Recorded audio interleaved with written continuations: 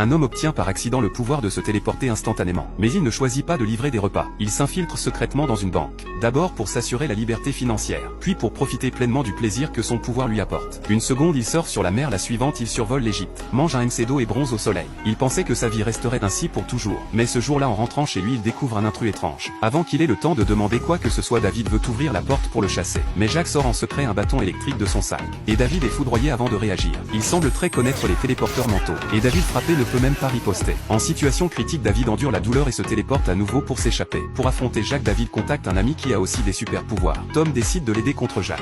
Mais avant ça, Tom doit lui enseigner quelques trucs, car ses capacités sont encore trop faibles.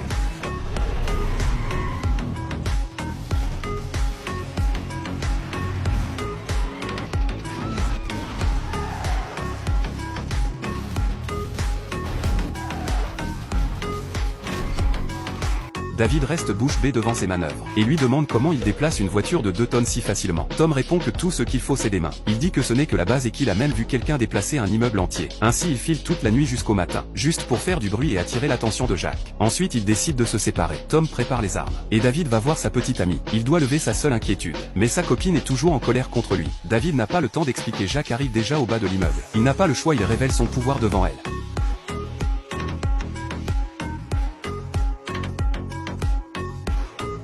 Sa copine est terrifiée et n'ose pas s'approcher, mais Jacques est presque à la porte. David n'a pas le choix et la prend dans ses bras, se téléportant vers la base de Tom. Mais ils ont sous-estimé la puissance de Jacques. Il sort une arme high-tech d'une caisse, active le mécanisme et le ciel devient soudainement noir. Immédiatement Jacques suit la faille spatio-temporelle pour le poursuivre. David, pris de court, se retrouve plaqué contre le mur.